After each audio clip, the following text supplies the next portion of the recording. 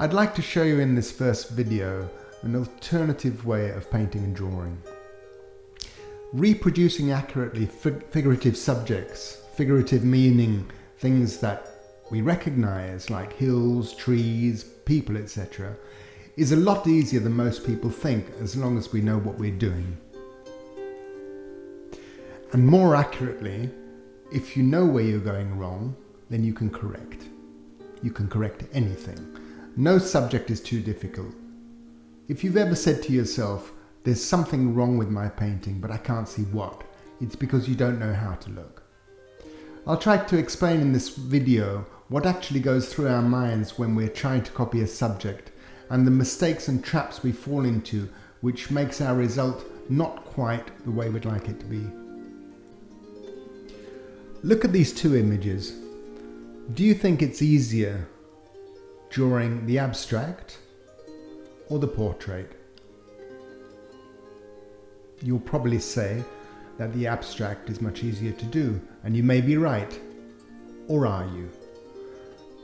I'm going to go through the stages of the abstract image first so that you can see that there's very little difference in the procedure between the two.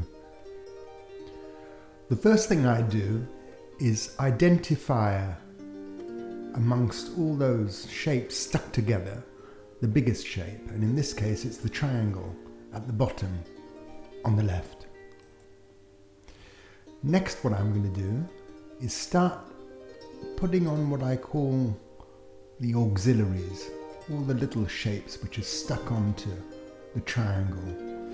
What's very important to know in all drawing and painting is that as soon as you do one form or shape which is dark, another form light is produced next to it. Now I'll continue to do what looks like a dragon's head. Again, like I said earlier, if you're drawing one shape, in this case a dark shape, then a light shape is automatically formed, and you must look at this light shape which is automatically formed, in this case on the left, to make sure that that light shape is right. Takes a bit of time, but as long as you know where to look, then you can correct it.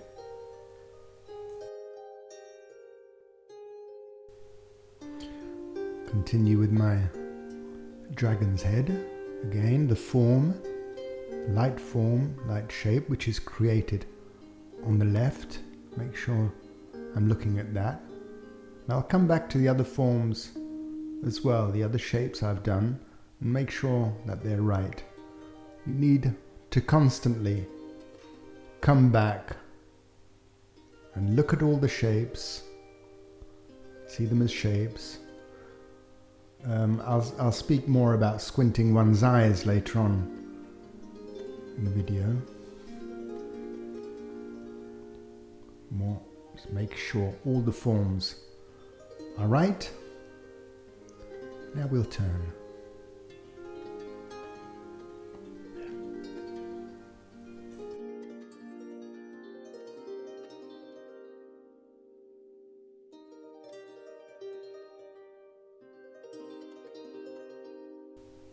So what have we done? By simply reproducing shapes accurately, without knowing it, we've produced a face, pretty well drawn as well, without knowing that we're doing it. I'm going to do the portrait now. Normally when I do portraits, I start with the shapes around the eyes and the nose, because these shapes don't change when one gets fat or thin, and these shapes are what we use to recognize the person. In this case, as we're using color, I've chosen three colors. One medium color, one dark color, and one light color. And I'm placing the main form with the medium color so that I can either darken it or lighten it. Same procedure with the so-called abstract, making sure that the spaces are right, making sure that the global form is right. Now I'm placing the darker forms within the global form, which, as I said, was a medium color. And there, when I'm placing the darker forms, I'm leaving the spaces as well, which remain light, as you can see there.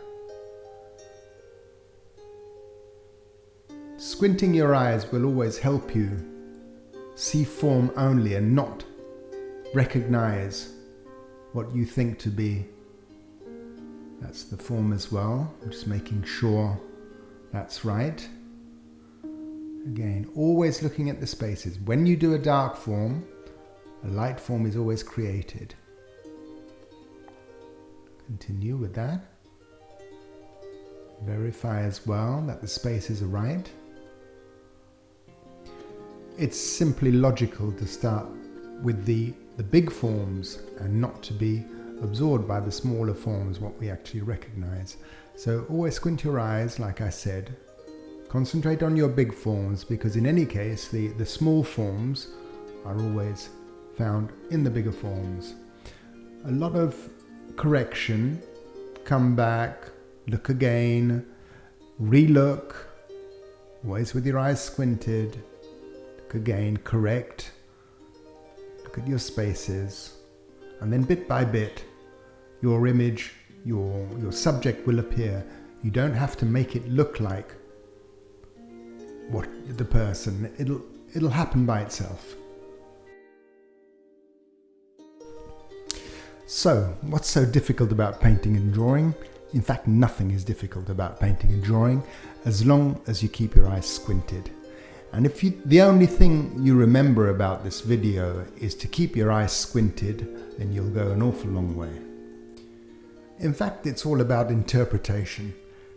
With the image that we see here, the average person will look at the subjects, the wall, the horses, the rocks, recognize them, and then try to reproduce the same thing on paper. But in fact, the person isn't doing what's on the paper. The person will try to draw something that the spectator will recognize. Look at what this person has done in the drawing. She's done what she thinks is a horse. She's tried to draw the rocks, the trees, but in fact it's nothing to do with reality. And to see what reality is, like I said before, all you have to do is squint your eyes. And when you squint your eyes, you see three large forms. One at the bottom, which is light, one in the middle, which is dark, and then a smaller one at the top, which is light. And that is the